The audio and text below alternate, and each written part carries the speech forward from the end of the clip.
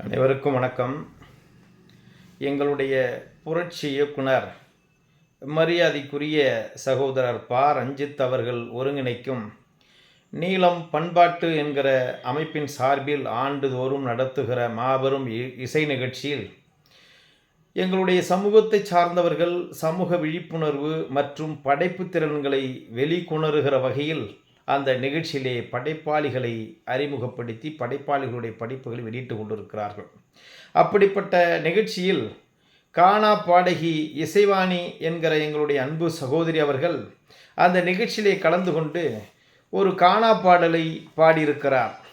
அந்த பாடல் என்னவென்று சொன்னால், ஐ ஆம் சாரி ஐயப்பா, நான் உள்ளே வந்தா என்னப்பா, பயம் காட்டி அடக்கி வைக்க பழைய காலம் இல்லப்பா, நான் தாடிக்காரன் பேத்தி, இப்போ காலம் மாறி போச்சு, நீ தள்ளி வச்சா தீட்டு, ஆனால் நான் முன்னேறுவேன் மாசா என்கிற ஒரு பாடலை பாடியிருக்கிறார்.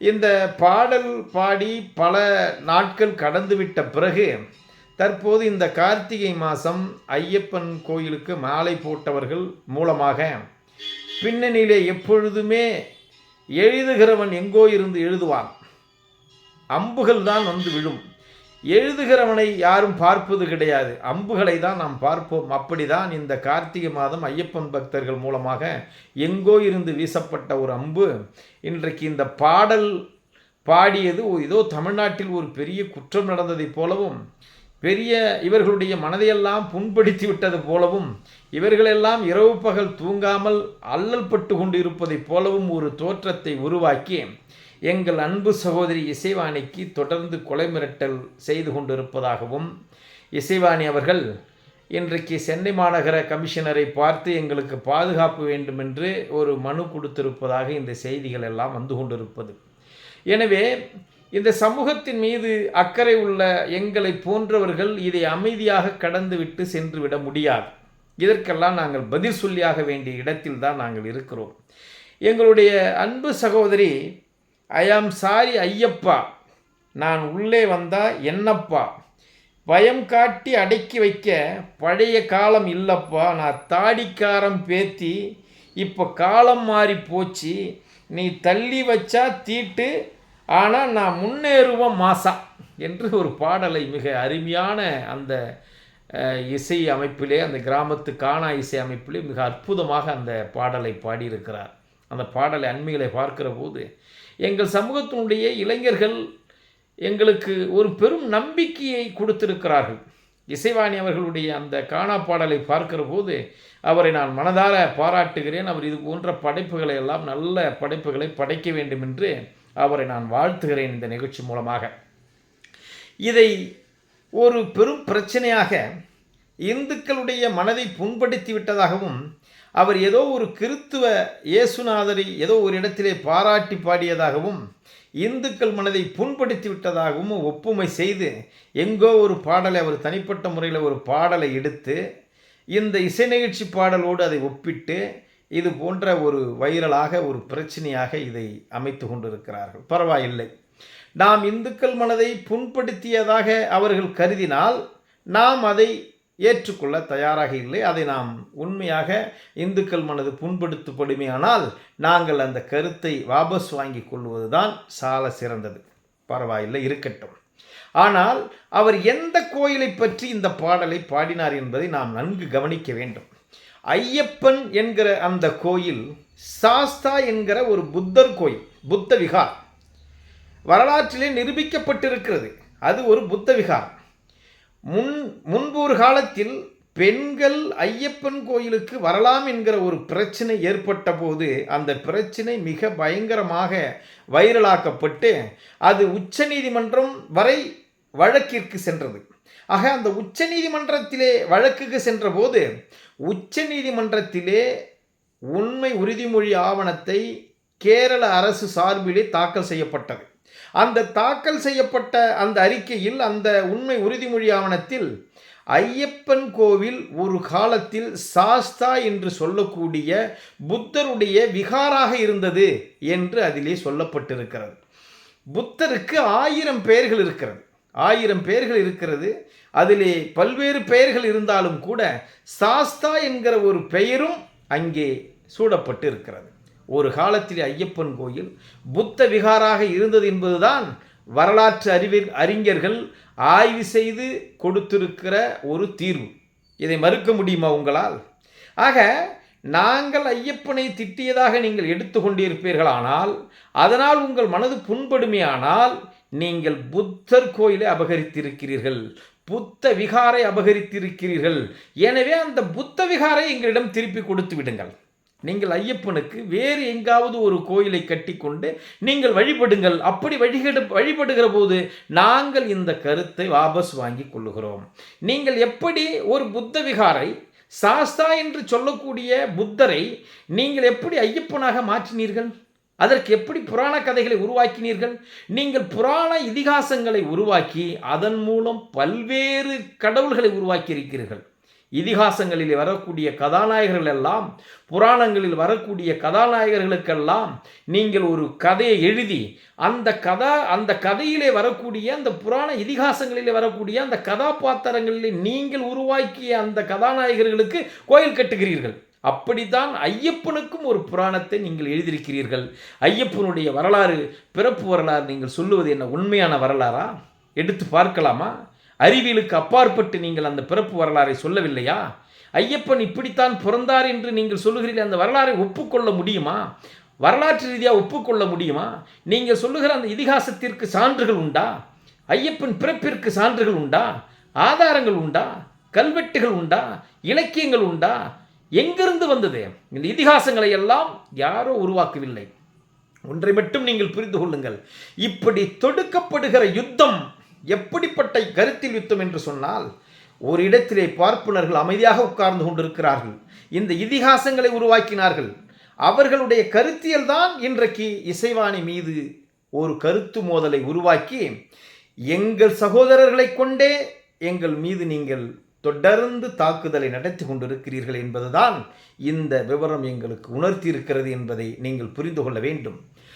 பார்ப்பனர்கள் அவர்களுக்கான கருத்தியலை நீங்கள் நினைக்கலாம். எந்த பார்ப்பனர் வீதிகளிலே சண்டை போட்டார்கள், எந்த பார்ப்பனர்கள் தினமும் பிரச்சனைக்கு வருகிறார்கள் என்றெல்லாம் நீங்கள் பேசலாம். ஆனால் அவர்களால் உருவாக்கப்பட்டிருக்கிற சாஸ்திரங்கள், அவர்களால் உருவாக்கப்பட்டிருக்கிற புராணங்கள், அவர்களால் உருவாக்கப்பட்டிருக்கிற இதிகாசங்கள் தான் இன்றைக்கு ஒரு இந்து மதமாக கட்டமைக்கப்பட்டு அதிலே அவர்கள் பாதுகாப்பாக இருந்து கொண்டிருக்கிறார்கள். எந்த பிராமணர்கள் வயலிலே இறங்கி வேலை செய்திருக்கிறார்கள்? எங்கே உழைத்திருக்கிறார்கள்? எங்கே நாற்று நட்டார்கள்? எங்கே அறுவடை செய்திருக்கிறார்கள்? எந்த பால் மாட்டை மேய்த்தார்கள்? எந்த ஆடு மாடுகளை மேய்த்தார்கள்? எதுவும் எந்த உழைப்பும் இல்லாமல் உட்கார்ந்த இடத்திலே சுகபோகமாக பாதுகாப்பாக இந்த நாட்டிலே வாழ்ந்து கொண்டிருக்கிறார்கள். எந்த இடத்திலாவது பிராமண பெண்களுக்கு எதிராக வன்முறைகள் நடந்ததுண்டா? எந்த பிராமணர்களுக்கு எதிராக வன்முறை நடந்ததுண்டா? இந்த பிராமணர்களுக்கு எப்படி இந்த நாட்டில் இவ்வளவு பாதுகாப்பு இருக்கிறது? இவ்வளவு பெரிய பாதுகாப்பு இருக்கிறது. மண்ணின் மைந்தராக இருக்கிற எங்களுக்கு, இந்த மண்ணின் பூர்வீக குடியாக இருக்கிற எங்களுக்கு ஒரு பாடலை பாட முடியவில்லை. எங்களால் எப்படி இந்த பாடல் பாட முடியாமல் போனது? எங்கள் கோயில், எங்கள் விகார், எங்களுடைய முப்பாட்டனார், எங்களுடைய பாட்டனாருடைய பாட்டனார்கள் புத்த தர்மத்தை ஏற்றுக்கொண்டார்கள் தமிழகத்திலே.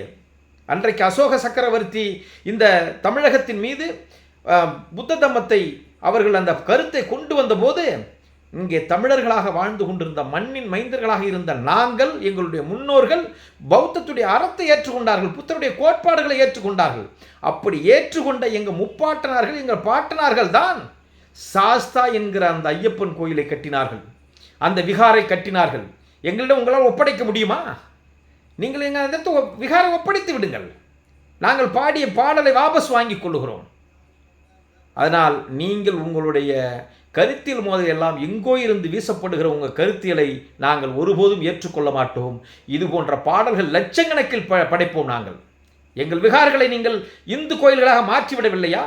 ஒவ்வொரு இந்து கோயிலுக்கும் பின்னால் நீங்கள் ஒரு கதாபாத்திரங்களை, ஒரு புராண இதிகாசங்களை அதுக்காக எழுதி அதற்கு ஒரு கதாநாயக வேஷத்தை போடவில்லையா? எப்படி இங்கு பௌத்தம் அழிந்தது? ஏன் இந்த மண்ணின் மைந்தர்கள் ஒதுக்கப்பட்டார்கள்? நாங்கள் எப்படி ஒதுக்கப்பட்டு இருக்கிறோம்? இந்த மண்ணின் மைந்தர்களாக இருக்கிற எங்களால் இந்த நாட்டில் பாடல் பாட முடியவில்லை என்று சொன்னால் என்ன அர்த்தம்? எனவே கலைவாணி அவர்கள் பாடியது 100% சரிதான். எங்கள் இசைவாணி எங்கள் சகோதரி இசைவாணி அவர்கள் இது போன்ற பாடலை இன்னும் படிக்க வேண்டும், இன்னும் பாட வேண்டும். எங்கள் சமூகம் இன்னும் இது போன்ற பாடல்களை படைக்கும். எவனுக்கும் நாங்கள் அஞ்சப் போவதில்லை. எங்கள் வரலாறை நாங்கள் மீட்டு கொண்டிருக்கிறோம். இந்த பயம் உங்களை குத்தி கொண்டிருக்கிறது. சகோதரிக்கு ஒரே ஒரு கருத்தோடு சொல்லிவிடுகிறேன். எனக்கு இதிலே என் அன்பு சகோதரி இசைவாணிக்கு ஒரு பிழைகளை நாம் செய்துவிடக்கூடாது. நம்முடைய சமூகத்தில் இதுவரைக்கும் யாரும் பிழை செய்தது கிடையாது. என் சகோதரி, ஐ ஆம் சாரி ஐயப்பா, நான் உள்ளே வந்தா என்னப்பா, பயம் காட்டி அடைக்க வைக்க பழைய காலம் இல்லப்பா, நான் தாடிக்காரன் பேத்தி, இப்போ காலம் மாறி போச்சு, நீ தள்ளி வச்சா தீட்டுகானா நான் முன்னேறுவேன் மாசா என்று சொல்லியிருக்கிறார். இங்கே அவர் சொன்னது எனக்கு ஒரு கருத்தில் உடன்பாடு இல்லை. தாடிக்காரன் பேத்தி என்பது தந்தை பெரியாரை அவர் குறிப்பிட்டிருக்கிறார். நீங்கள் தாடிக்காரன் தந்தை பெரியாருடைய பேத்தியாக நான் உங்களை பார்க்கவில்லை. நீங்கள் அயோத்திதாச பண்டிதருடைய பேத்தியாக உங்களை நான் பார்க்கிறேன். எங்கள் தாத்தா, நம்முடைய தாத்தா இரட்டைமலை சீனிவாசன் அவர்களுடைய பேத்தியாக உங்களை நான் பார்க்கிறேன். அன்னை மீனாம்பாள் அவர்களுடைய பேத்தியாக உங்களை நான் பார்க்கிறேன்.